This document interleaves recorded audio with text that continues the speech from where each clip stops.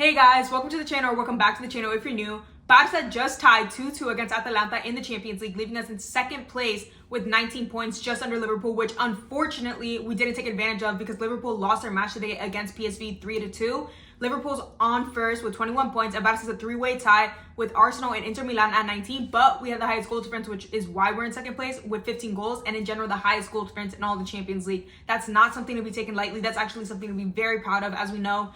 Over the weekend, we put the stat of 101 goals and 32 matches. And today we scored 2 more. So now we're at 103 with 33 matches. Not anything slight by any means. But I don't think today Barca played well, especially in that first half. I thought it was very sleepy. In general, I thought the game was sleepy. That might be me because I'm sleepy because of midterm sleep deprivation or whatever. But let's get into how Flick set us up. We had Leo up top, Lamine and Rafinha on the wings. Gavi is our 10. Our pivot was Pedri and FDJ. Then we had Balde, Eric Garcia, Araujo, and Kunde. And then we had Tech in goal. I don't know why. Why is Chesney still in goal? Like, I understand every time that he plays, we haven't lost. But continuously, he makes very dumb and dangerous errors that very much the errors that he's already made could have already led to us losing. We've conceded off of his errors. Bro, in the first half, I forgot who it was. I think it was probably like Balde or something. Passed it back to Chesney, right? And he doesn't get a good touch on it. And then Atalanta's striker is like right up on him, or like midfielder, whatever. And Tech, like, he just like gets crossed up in his legs and he just kicks it out and gives them a corner. And it's like, bro, what are you doing? Genuinely, what are you doing? And you can just see like there's a mess in dynamics and like fluidity in our back line, because usually a lot of the times Barca plays back with Peña when Peña's in goal, right? Like if they'll be at the half line, and yeah, they'll have like our 2 center backs there that they could use as outlets, but they'll see Peña like in a wide open gap, and Peña will get it, and then Peña has like some type of vision that he'll make like a longer pass, or like, you know, just switch it up. You see more momentum. But with Chesney, you can see they're genuinely distrusting, like they don't feel comfortable playing with him. But yeah, that first half, I thought it was sleepy. I think in general, this entire game, our defense was not strong. Anyway, let's talk about that disallowed goal in the first half. It was like the 36th minute or so. It was De Kettere versus Eric Garcia and Araujo. Araujo was more concerned with, 1, just looking at De Kettere, and then 2, I don't know. Honestly, I don't know, because he's our pillar in the center back, like at the moment, right? And he's not familiarizing himself with his surroundings. And also, it's kind of crazy because you're the captain, bro. Like, should you not just be like more chispas or whatever? But either way, De Kettere has the ball. He sees Zaragoza, I believe that's his name, on Araujo's backside. Zaragoza gets it. Araujo's more concerned with calling an offsides than actually like trying to get the ball off of him, as Zaragoza shoots it low, past Tech, and it's a goal. Luckily, VAR gets checked and it was offsides, but that was like the first of a couple important mistakes on Araujo's part. Moving forward, that first half wasn't it, guys. Like, we were definitely sleepy town. Our defense was very shaky. Our midfield was kind of non-existent. I'm not gonna hold you. Lewandowski, bro. Okay, I never want to come across as like an actual hater for any of our Barca players, because like they're gang, like they're like, you know, I support you or whatever. But why does Lewandowski drop so low? Like, genuinely, because he doesn't have the athleticism to be doing that. Like, either way, because he's 36 years old and we already have issues. Was it the first half? Honestly, I don't care what half it is. I don't care about chronological order. There was that moment when Lewandowski had the shot and he got like his feet all tangled up or whatever. He couldn't like finish the chance off. And like his age really showed that. And there were many times in general, I think since like November, Lewandowski has just been like kind of tanking, bro. Like, I don't know qué le pasa. But his touch, bricks on his leg, hard as shit. He doesn't press, or it's kind of weird because it's like he moves, but he doesn't actually press. If you know what I'm trying to say, he's just not fast. He's not agile. He's not responsive to like what's happening in the game. Like, he's not countering the energy there. He's not really like offering anything new aside from like, you know, he's good at penalties and he can finish like every here and there. And that's kind of disappointing because you're 36 years old, and that's the reason why we have you on the team. Okay, honestly, I forgot what my point even was, but at the end of the day, why is Lewandowski dropping so low? Like, brother does not have enough energy to spare when he's at that needle top position, bro. Like, why am I seeing you at the box? He's obsessed. I don't know what else to say. Moving on to the second half. Lamine Yamal scores and he puts it up 1-0. Lamine Yamal was the only player that I can confidently say was playing well the entire match, start to finish. I think, well, not finish because he did get subbed off for Pau Victor in the second half, but you know what I'm saying. So starts with Lewandowski, and I have to give it to him. He gave a good pass to Rafinha, even though Lewa was trying to get a foul off of it because I believe an Atalanta player like grabbed on his jersey, tugged, I don't know. But either way, gives a good pass to Rafinha. Rafinha takes it down the flank. Amazing curved ball to Lamine Yamal, who, good first touch, takes it away from the keeper. Another good touch, takes it away from the defender. I can't remember his name. I think he was like number 24. And another touch, basically just dribbles it into the goal. But that's what you need. You need like tenacity, persistence. You're not going to give up the ball because easily the way that the defender was marking him, he could have lost possession, but he didn't. He fought for that shit. After that goal, I do want to note this one specific moment where Rafinha dropped all the way down to our box to save us with a ruleta. It was just really interesting. I wanted to note that because I was just like, okay, damn. Like, okay, can you like go off or whatever the fuck. Later, Zappacosta gets past Gavi with a croqueta, which I thought was kind of ironic considering Iniesta and Barca and blah, blah, blah. You know what I'm talking about. But Zappacosta finds Ederson on the edge of the box, and Ederson, literally a rocket. So well taken. It was a really good shot. I have to give it to him. It was a great goal. Maybe, you know, conversation can be made on whether or not like Chesney could have done more. To be honest, maybe he could have possessioned himself better, but I'm not too hung up on it on the fact that like it was just a fucking rocket. Like that was a really great goal from Ederson.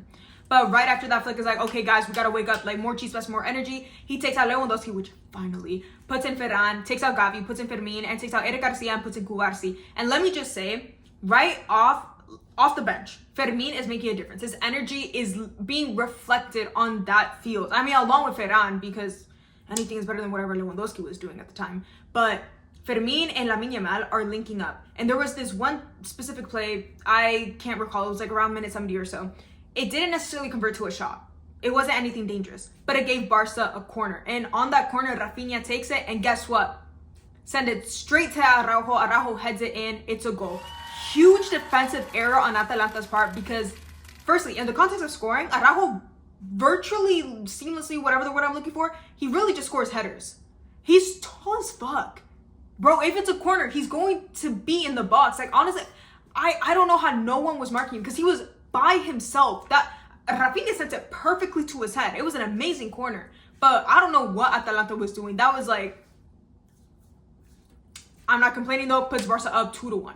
I do want to highlight Araujo's little selling moment where he's just like, I'm here, guys. To like the whole Montjuic. Because as we all know, he did just renew with Barca until 2031, which is a very nice extension, very favorable towards us. And it's so different from seeing it on like Instagram or whatever. But unfortunately, this happiness or whatever, doesn't last long because Araujo is a direct, in my opinion, he directly contributed to us conceding the second goal from Atalanta, making it 2-2. It starts with pretty sure Cuadrado, who was subbed in. Did you know Cuadrado's 36? I didn't know that. He has really good skin. I don't even know. But since Cuadrado was subbed in, he was giving Valde some issues, really getting down on the flank or whatever. Cuadrado gets it. He plays it off to Derun. Derun gives the ball into the box, and Araujo is too concerned with whether or not Pulisic is offsides than to actually getting to Pulisic, pressing him, making sure that he doesn't score. So Araujo closes in, yes, but Koundé gets there first. Koundé barely touches the ball, but Pulisic still puts it in, gets past Chesney, and it's a goal. We're tied 2-2. After that, it's a bit tenacious from Atalanta side because if they won today's game, they would not have to play playoffs to make it further into the Champions League. As we all know, because they tied, they do have to play playoffs. But Pedri comes off for Casado, and Lamine Yamal eventually comes off for Pau Victor. And the game ends on a free kick on Rafinha's part. He tries to put it in the net. Clearly, he did not. No shade to Rafinha. But yeah, that was the game. I don't think this was a good game from Barca. I think we're definitely better in the second half than we were in the first. In the first, we just looked really discombobulated, like nothing really stringed together. We were having a hard time even looking to create an attack, okay? But regardless, let's get into some player ratings, starting with Chesney. I don't know why he's playing. Put Iñaki Peña in the goal, bro. Like, what did he do? Did he, like, shoot Flick's dog or something? Like, because truthfully, it really came, like, out of nowhere. Because I understand, yes, he was late for that one match. But after that, because it's not that Chesney's done anything particularly like, oh my goodness, like he has to be our starter. You know what I'm saying?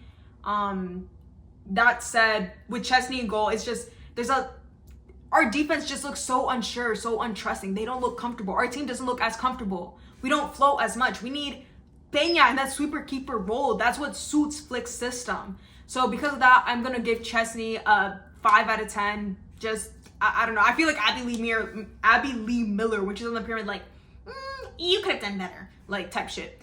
Switching over to Balde, I think that he was decent today. I don't think he was bad by any means. I think there were definitely moments of excellence from this new form that he's found that we've seen in previous matches. I think in general, he was better in the attack today than he was defensively. He did get beat out a couple times, especially when Cuadrado was put in. So because of that, I'm going to put Balde at a 7 out of 10.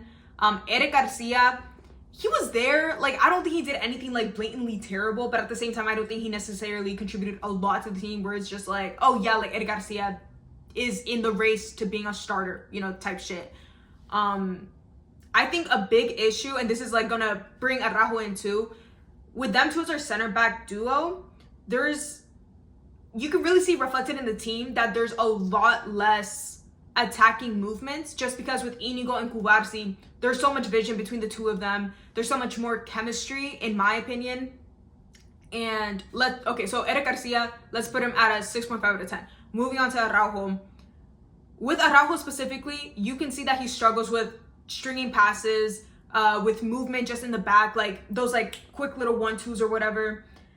And also positioning and IQ, which is something that as a collective fan base, we were all worried about while he was in injury, before he even came back, like whether or not he's going to be able to adjust to this highline system that we have. And what we've seen today especially is that he is having issues. He is too hung up on, you know, calling for the offsides, then and like even making sure that he's holding the right line, or that he's even like marking his man, or just like being a defender. You know, he's trying